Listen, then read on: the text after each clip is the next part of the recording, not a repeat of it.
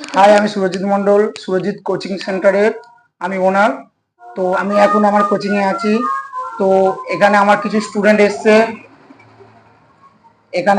Student এসছে, তো এরা 6 মাস বাদে ক্লাসের মাঝখান থেকে ভর্তি হচ্ছে। তো এরা বেসিক্যালি অঙ্ক করার জন্য এসছে। তো এদেরকে আমি একটা এক্সট্রা ক্লাস দিয়ে আজকের এদের কজনকে দেখেছি। এদের আজকের আমি কি করব, এদের বেসিকগুলো, অঙ্কের বেসিক কেমন সেগুলো যাচাই করে দেখব। তাহলে এদের আজকের একটা টেস্ট মতন হবে। এদের বেসিকের উপরে আমি কিছু সহজ সহজ অঙ্ক দেব, দেখবো যে যদি পারে এরা করতে তাহলে এদের বেশ ভালো। তারপরে আমি এদেরকে ভালোভাবে অঙ্কগুলো করাতে পারবো। তো প্রথমে এদের সাথে পরিচয় করে দিই, এরা কোন ক্লাসে পড়ে। আমার নাম মনোজ অধিকারী, আমি ক্লাস 7 পড়ি। হাই, আমার নাম সৌমেন অধিকারী, সৌমেন মিস্ত্রি, ক্লাস 8 পড়ি। আমার নাম শ্রীকৃষ্ণ মিস্ত্রি, আমি ক্লাস 9 পড়ি। আমার নাম আকাশ নাইয়া, ক্লাস 7 পড়ি। আমার নাম দেব হালদার, ক্লাস 7 পড়ি। তাহলে এখানে আমাদের ক্লাস 7, ক্লাস 8, ক্লাস 9, এরা দুজনেও ক্লাস 7-এ পড়ে। যাই হোক, আমি কিছু এমন অঙ্ক দেব যেগুলো 5, 6, 7, 8-এ বেসিক্যালি করানো হয়, আর তাদের বেসিকগুলোকে আমি যাচাই করব। আচ্ছা, তোরা যোগ পারিস তো? হ্যাঁ স্যার। আচ্ছা, যোগ পারবে তাই তো? তাহলে ঠিক আছে, তোমাদের কিছু তাহলে প্রথমে যোগ দিই, তোমরা যোগ করে দেখাও, ঠিক আছে? অ্যাকচুয়ালি আমরা তো 4টে পদ্ধতি ছোটবেলাতে শিখে আসছি, যোগ, বিয়োগ, গুণ, ভাগ। তো আজকে যোগ শেখানো যাক তোমাদেরকে, ঠিক আছে? এবার তোমরা বিভিন্ন ক্লাসে আছো, দেখি তোমরা কিরকম ভালো যোগ পারো। আচ্ছা, ইংলিশে দেবো, ঠিক আছে? তোমার যদি ক্লাস 6 এর উপরে আছো সবাই। 7, 2, 3, 4, 4, 2, 3, 7। চলো, এই অঙ্কটা পারবে তো সবাই? হ্যাঁ স্যার। ঠিক আছে, করে দেখা। তাহলে একটা যোগ দিলাম আর একটা তাহলে বিয়োগ দিচ্ছি। 3, 4, 6, 9, 3, 2। চলো, এই বিয়োগটা করে দেখা।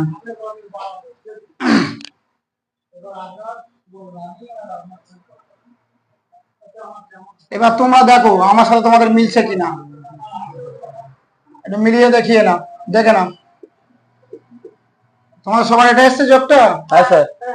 আচ্ছা, এবার বিয়োগটা দেখো।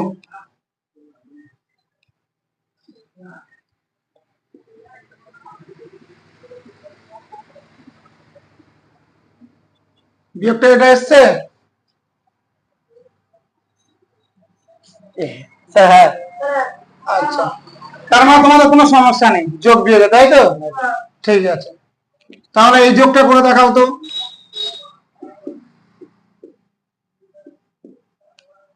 আর এই বিয়োগটা করে দেখাও।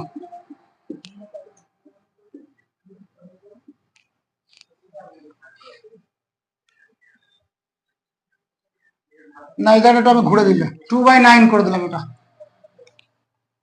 এটা তো পারবো না। অসুবিধা হচ্ছে স্যার।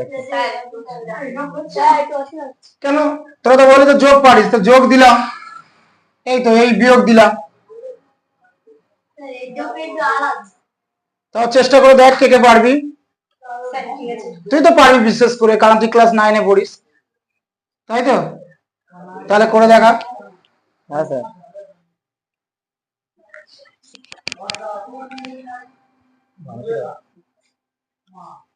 তাহলে এদেরকে আমি প্রথমে যোগ দিয়েছিলাম, এরা করে দেখিয়েছে। এখন এদের ভগ্নাংশ এখন যোগ দিয়েছি, এরা এখন করে দেখাতে পারছে না, অর্থাৎ ভগ্নাংশের যোগগুলো ওদেরকে আটকে গেছে।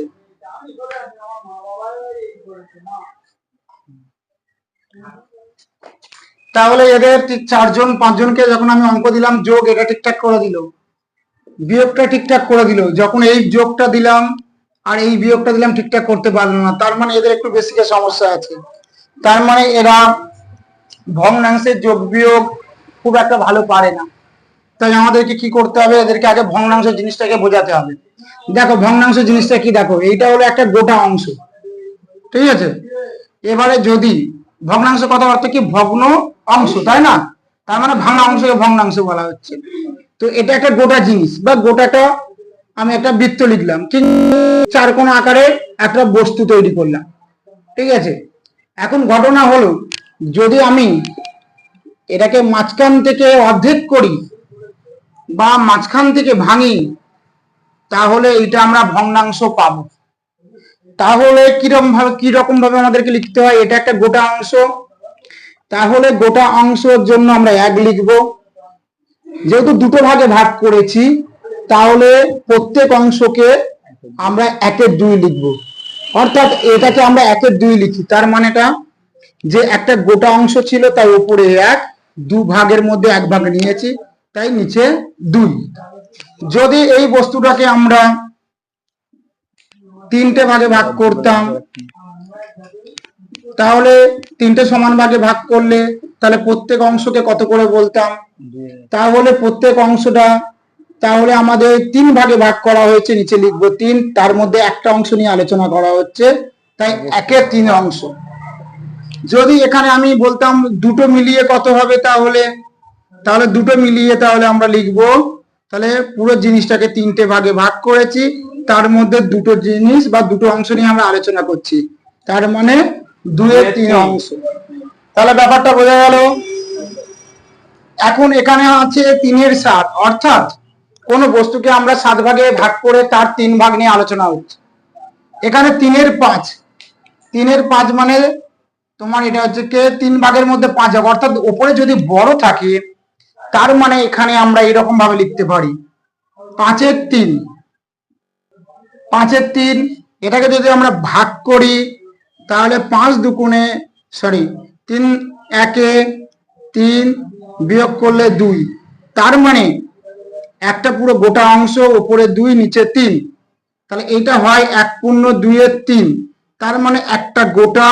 এই 1-এর জন্য এটাকে আমরা লিখতে পারি 1 + 2/3, তাহলে এইটার জন্য একটা গোটা, এটার জন্য একটা গোটা অংশ। আর একটা একই সাইজে সেই বস্তুকে আমরা 3 ভাগে ভাগ করলাম, সেই 3 ভাগের মধ্যে 2 ভাগ নেওয়া হলো, তার মানে 2/3 অংশ।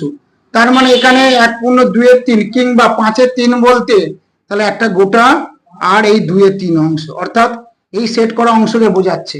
কি বললাম, বোঝা গেল? তাহলে তোমাদের ভগ্নাংশ ব্যাপারে কোনো অসুবিধা নেই। চলো এবার এই যোগটা করি। এবারে প্রথম কাজ হচ্ছে কি, আমাদের নিচের দুটোকে লসাগু করতে হয়। তো নিচের দুটোকে লসাগু করতে গেলে আমরা জানি 1 ছাড়া এদের মধ্যে কোনো গুণিতক নেই, গুণনীয়ক নেই। তাহলে আমরা যদি 1 দিয়েও ভাঙি, 7 1-কে 7, 3 1-কে 3, অর্থাৎ 7 আর 3 গুণ করে 3 7-এ 21, তার মানে হচ্ছে কি লসাগু এখানে হবে 21 হবে। এবারে কি কাজ হয়? এবারে 21-কে 7 দিয়ে ভাগ করতে হয়, ভাগফলটা 3 দিয়ে গুণ করতে হয়, তার মানে 21 ভাগ 7 গুণ 3 যোগ, এবারে 21-কে 3 দিয়ে ভাগ করে 5 দ্বারা গুণ করতে হবে, তাহলে 21 ভাগ 3 গুণিতক 5, তাহলে এটা ভাগ করলে 3 7-এ 21, 3 গুণ 3 যোগ 3 7-এ 21, 7 গুণ 5 নিচে 21 হবে, তার মানে এটা হবে 9 যোগ 5 7-এ 35, তার নিচে 21। এখন 35-এর সাথে 9 যোগ করলে হয় 44, 44-এর 21। আবার নিচে যদি ছোট থাকে, তাহলে আমরা এইরকম পদ্ধতিতে ভাগ করে ফাইনাল অ্যান্সারটা বের করে নিতে পারবো। এবারে বোঝা গেল কি? তাহলে তোরা এইটা করে দেখা আমাকে, 3-7 2-9, তাড়াতাড়ি।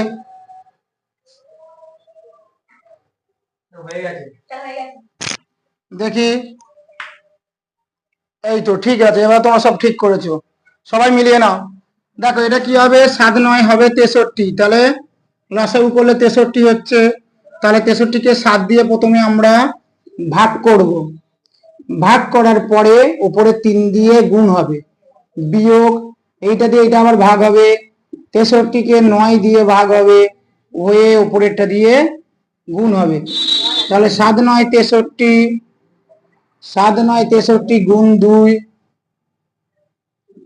63, 3 9 27 বিয়োগ 7 দুগুণে 14, তার নিচে 63, তাহলে 27 থেকে 14 বাদ দিলে 13 আর নিচে 63। তাহলে সবার এই অ্যান্সার এসছে তো? তাহলে এটাই ফাইনাল অ্যান্সার। তাহলে ব্যাপারটা বোঝা গেল। তাহলে এই রকম ভাবে তাহলে আমাদের ভগ্নাংশের যোগ বিয়োগ হয়। আরো 4টে অঙ্ক দিচ্ছি, এক্ষুনি তোরা করে দেখা।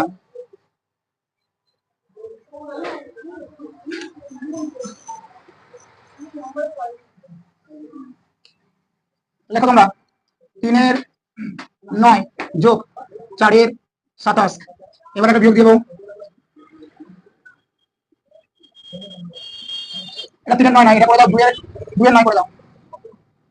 এটা 3-এর 8 বিয়োগ 4-এর 24। তাড়াতাড়ি এই দুটো করে দেখাও। তোমরা এই দুটো করে দেখালে তোমাদেরকে এবার ভগ্নাংশের গুণ আর ভাগ দেখাবো। কি করতে হবে? লসাগু করতে হবে। 3 দিয়ে ভাঙবে, 3 তিরিকে 9, 3 9 27। আরো 3 দিয়ে ভাঙবে, 3 1 3, 3 তিরিকে 9। এবারে এইগুলোকে গুণ করলে আমাদের লসাগু হবে 3 তিরিকে 9, 3 9 27, অর্থাৎ আমাদের 27 লসাগু হয়েছে। তাহলে এবারে কি বলেছিলাম, এই 27কে 9 দিয়ে ভাগ করতে হবে, 2 দিয়ে গুণ করতে হবে। তাহলে 27 ভাগ 9 গুণ 2, এই যোগ। আবার 27কে 27 দিয়ে ভাগ করে 4 গুণ করতে হবে।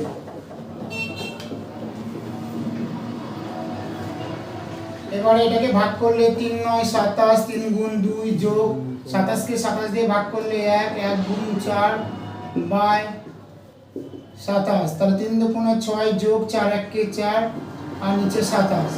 তাহলে 4 6 যোগ করলে 10 আর নিচে 24। তাহলে এটাই হলো তোমাদের ফাইনাল অ্যান্সার। সবার এটা এসছে? স্যার হ্যাঁ। আচ্ছা, এবারে এটা দেখো তোমরা, 8 আর 24 লসাগু করতে হবে। 8 আর 24 লসাগু করতে হবে। তাহলে দেখো এটা 2 দিয়ে ভাঙবে, 4 দুগুণে 8 আর 12 দুগুণে 24। আবার 2 দিয়ে ভাঙবে, 2 দুগুণে 4, 6 দুগুণে 12। আবার 2 দিয়ে ভাঙবে, 2 1 2, 3 দুগুণে 6। এগুলোকে গুণ করলে, হ্যাঁ বল। স্যার ওখানে 10 এর নিচে 27 হবে, 24 না স্যার? হ্যাঁ 27। ও আচ্ছা, হ্যাঁ ঠিক। যাই হোক, এটা 7 দিতে গিয়ে 4 হয়ে গেছে। তাহলে 27 হবে এটা। এবার এখানে দেখো, 3 দুগুণে 6, 6 দুগুণে 12, 12 দুগুণে 24। তাহলে লসাগু কত হলো? লসাগু 24 হলো। এবারে কি বলেছিলাম, 8 দিয়ে 24কে ভাগ করতে হবে। তাহলে 24 ভাগ 8 গুণ 3 বিয়োগ 24 দিয়ে 24কে ভাগ করতে হবে, করে ওপরেরটা দিয়ে গুণ, মানে 4 গুণ হবে। তাহলে এটা ভাগ করলে 8 দিয়ে 3 আসতে 24 বিয়োগ এটা ভাগ করলে 1 হবে, 1-এর সাথে 4 গুণ আর নিচে হবে 24। তাহলে 3 তিরিকে 9 বিয়োগ 4 নিচে 24। তাহলে 9 থেকে 4 বাদ দিলে 5 আর নিচে 24। তাহলে ফাইনাল অ্যান্সার কত হবে? 5-24। তাহলে তোমাদের যাদের হয়েছে মিলিয়ে নাও, যাদের হয়নি টুকে নাও। আর কোনো সমস্যা থাকলে বলো। স্যার আমরা করেছি। ঠিক আছে তো, কোনো সমস্যা নেই তো? না। এবারে আমরা পরের দিন ভগ্নাংশের গুণ ভাগ শিখবো, ঠিক আছে?